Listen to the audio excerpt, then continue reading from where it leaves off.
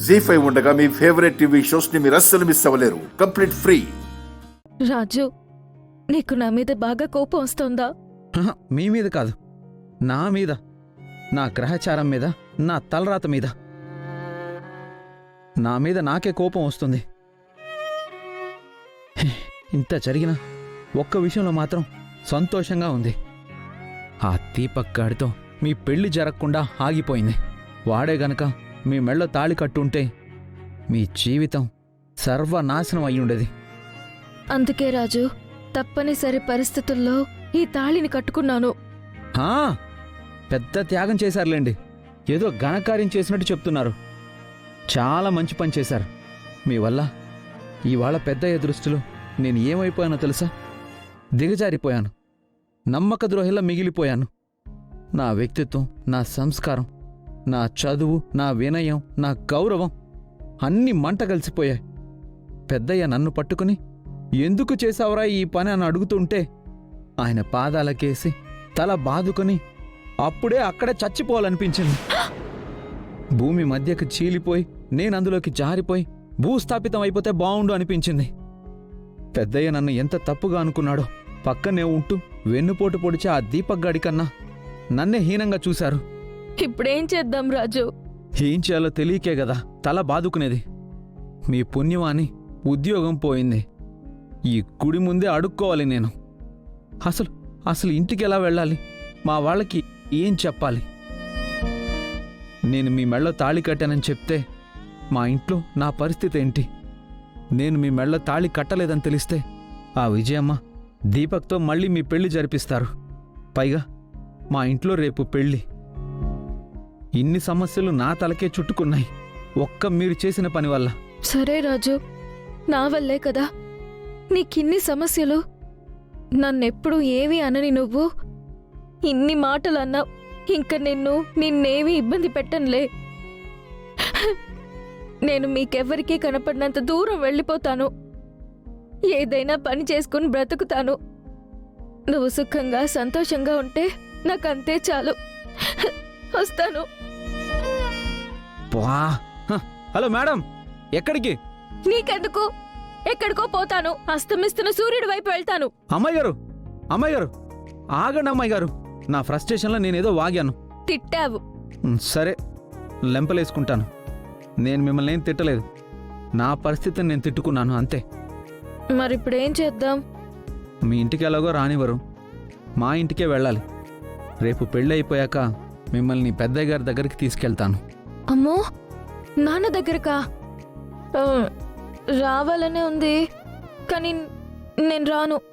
కావాలంటే దూరంగా పోతాను. చెప్పేది పూర్తిగా వినండి అమ్మాయి గారు. చేసిందంతా చేసి పైగా కండిషన్లు ఒకటి. ఇంతవరకు జరిగింది, ఆ దీపక్ చేసింది మొత్తం ఎవిడెన్సులతో సహా పెద్దయ్య ముందు పెట్టి మనిద్దరికి పెళ్లి కాలేదని, మీరే ఇలా తాళి మెళ్ళో వేసుకున్నారని. మెళ్ళో వేసుకోలేదు, 3 ముళ్ళు వేసుకున్నాను. అబ్బా ఆపండి. జరిగిందంతా తెలిస్తే పెద్దయ్య గారు క్షమిస్తారు. సరే రాజు. సరే అమ్మాయి గారు, జరిగిందేదో జరిగిపోయింది. రేపు పెళ్ళి.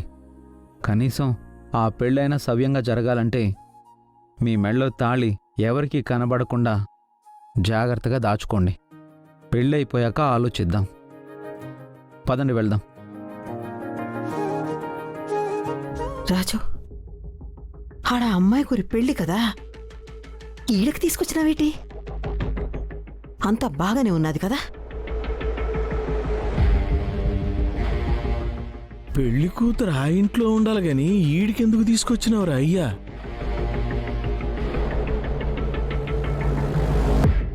ఓయమ్మనే, ఏంది కథ? ఏదో ముచ్చటున్నట్టుండాదే. ఏమైంది బిడ్డ?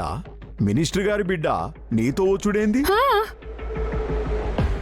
మాట్లాడవేంటి బామ్మర్ది? అక్కడ అమ్మాయి గారి పెళ్ళుందని వెళ్ళావు కదా, నేను వచ్చి తిని పెడతానంటే వద్దన్నావు. వచ్చేటప్పుడు రిటర్న్ గిఫ్ట్ కింద అమ్మాయి గారిని తీసుకొచ్చావా ఏంది? బావా, కొంచెం మర్యాదగా మాట్లాడు. నేను అడుగుతున్నా, ఏమైంది? ఎందుకు పెళ్లి కూతుర్ని ఇక్కడికి తీసుకొచ్చినావు? అయినా పెద్ద ఎట్లా పంపించిండు? అసలు అమ్మాయి గారికి పెళ్ళి అయిందా లేదా? లేదు.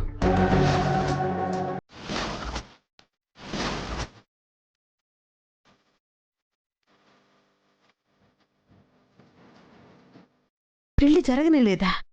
ఏటేనాదిరా? ఆగిపోయిందమ్మా. ఎందుకు? అమ్మాయి గారికి ఆ దీపకం చేసుకోవడం ఇష్టం లేక ఆఖరి నిమిషంలో నేను తాళి కట్టించుకోనని తెగేసి చెప్పారు.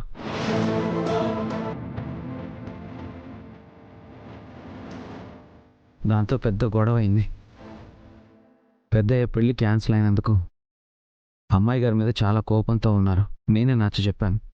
అక్కడ ఉంటే ఇంకా గొడవలు జరుగుతాయని ఇక్కడికి తీసుకొచ్చాను. పెళ్లి ఆగిపోయినాక అమ్మాయి గారు ఆన్నే ఉండొచ్చు కదా, వెళ్ళిపోమన్నారా లేక ఇంట్లో ఉండొద్దని ఎల్లగొట్టిర్రా? ఏమైంది అసలు?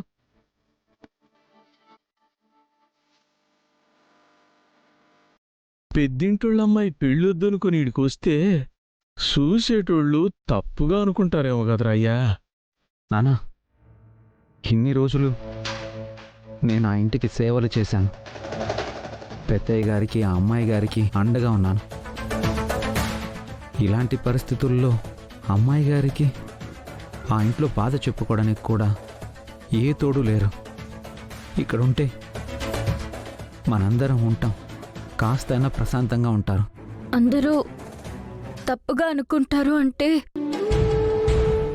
నేను ఎక్కడికైనా వెళ్ళిపోతాను.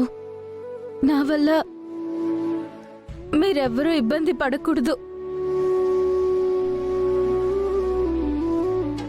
రేపు వరాలు పెళ్లి కాగానే నేను పెద్దయ్యతో మాట్లాడతాను. ఎలాగైనా ఒప్పించి ఆ ఇంటికి పంపిస్తాను. ఇందులో ఎవరికి ఏ అభ్యంతరం ఉండదనుకుంటున్నాను. ఒక రాజకుమారి ఈ పేదింటికి అతిథిగా వస్తే ఎవరు కాదంటారా అయ్యా? అందులోనూ మన వరాలతో కలిసి చదువుకున్న స్నేహితురాలు గందా, వరాల పెళ్లి చూసినట్టు ఉంటది. లోపలికి తీసుకెళ్ళరా అయ్యా. జీ5 యాప్ డౌన్లోడ్ చేసి అన్ని ఎపిసోడ్స్ పూర్తి ఉచితంగా చూడండి.